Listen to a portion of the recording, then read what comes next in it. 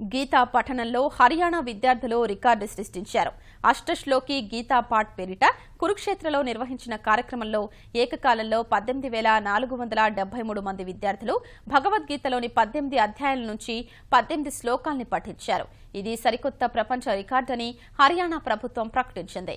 గీతా పఠనం అనంతరం పిల్లలంతా సూర్య నమస్కారాలు చేశారు.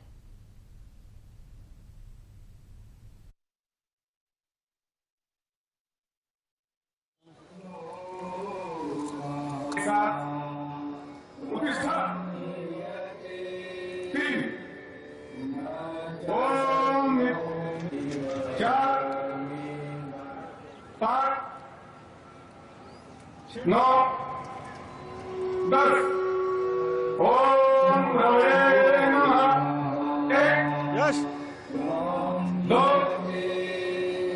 3 4